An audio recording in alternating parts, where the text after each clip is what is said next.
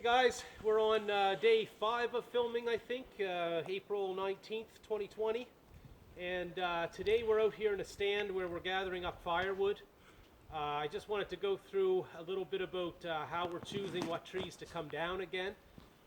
Today it's pretty obvious, or it'll be pretty easy to see why we're cutting the trees that we're cutting. I'll show you this here one. This here is a maple tree that we have that's been damaged. If you want to just pan up a little bit there, Leo, and show the top. This is the top of the tree that broke off here.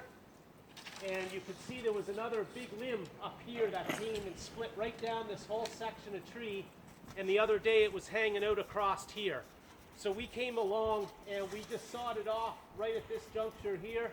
And we chopped all of that up for firewood for this year. That way the tree here, the maple, doesn't have to try to keep that branch alive through the summer. It was probably a better idea that we cut it. Now eventually, because we have a nice healthy maple in behind it right here, I think this fall we will take this here trunk down completely because it's been injured so badly, and this will give us a nice bit of firewood for the next year. But that's the reason we cut that off anyways, and we're just going to leave it though. I don't want to damage the clump by cutting this big tree this time of year, for the same reason I've explained a few times. The maple syrup can be running, or the maple sap, and I'm going to leave that tree alone for the time being, but this fall we'll take that trunk down. Now, if you look up around in the area here, Leo, with your camera, you can see these trees that are bent over. This happened from an ice storm in January of 2017. It came through here and it damaged a lot of trees in our forest around this province. So the weight of the ice actually caused these trees to bow over like this. And that's what we're going to be working at today for firewood. It's an easy thing to choose to come down because these trees are never going to grow well that are bent over like this. They're certainly not going to grow straight. So we're going to take a couple of these down today when we're cutting, and I'll show you a little bit about, I guess, chopping down some of these larger trees, the thought process on it. Now, you can zoom out there. We'll start with this one here. It's pretty obvious to see this one, the weight of the tree is going this way and a little bit in this direction, the entire tree. So likely when I cut this down, I know this is going to fall somewhere in this direction here. So I know my cameraman over here is safe. Let me just get that limb out of your way. We've got to look out for the cameraman at all times. And I position him so that he's not in any way, anywhere that this tree may come down and fall. Now I do expect when I cut this down, it's going to hit the birch tree in behind it. And we're going to have a little bit to mess around with here to get this to go right. But first thing I'm going to do is just try to get some of this stuff out of my way so that my axe doesn't get hung up on it. Because some bad things can happen when you get in around brush swinging an axe. So if I could just, before I forget, safety first, put these funny glasses on. All right.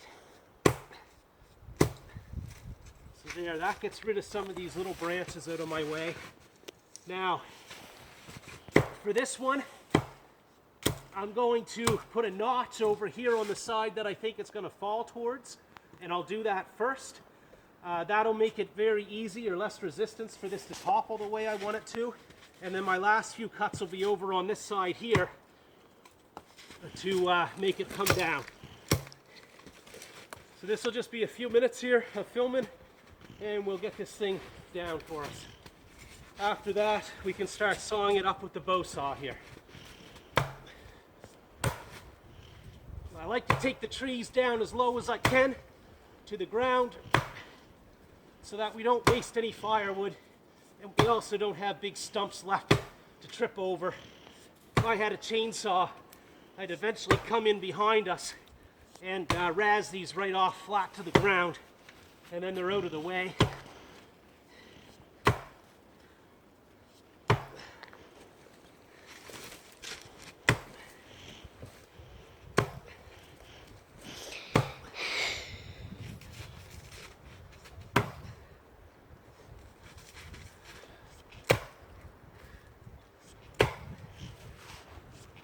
it's hard to not swinging this low, and with the snow here, I can't get an upswing to try to chip away.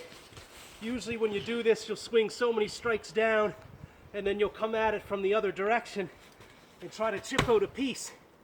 But that's hard to do with the snow here a few inches high and me coming this low on the trunk. We'll just do the best we can.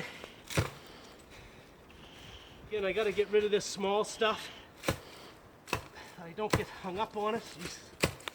There. All right.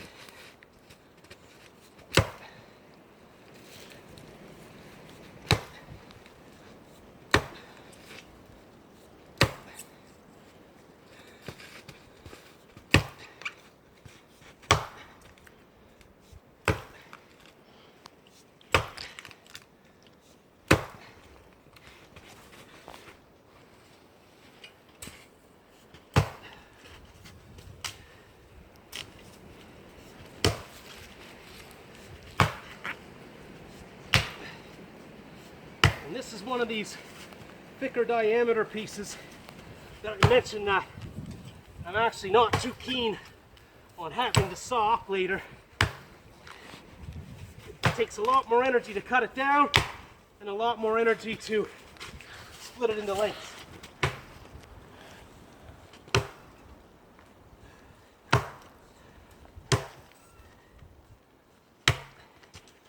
And it should start coming soon.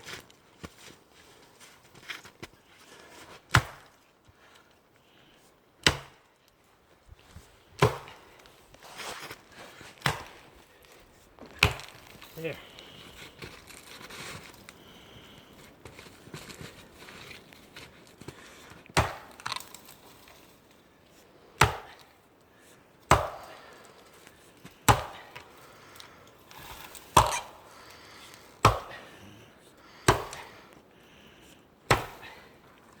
Okay, that's pretty much off the stump now.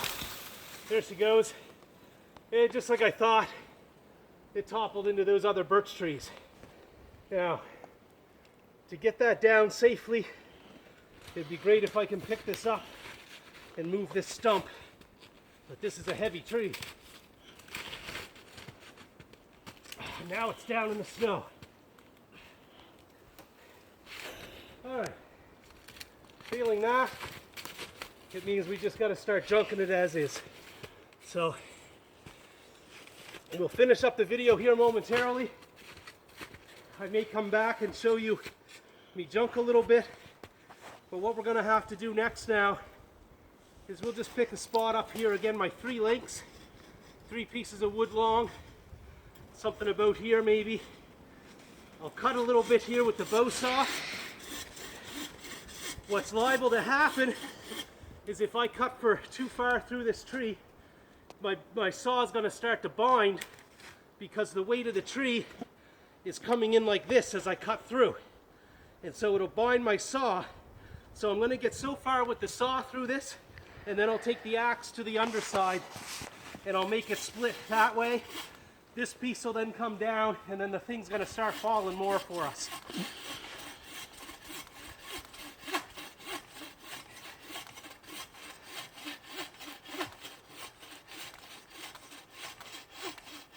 Okay.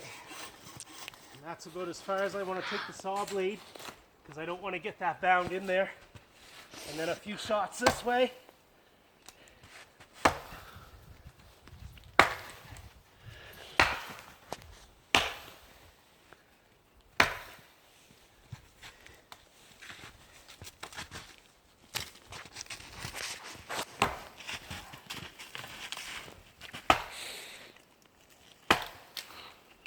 Should start coming soon here.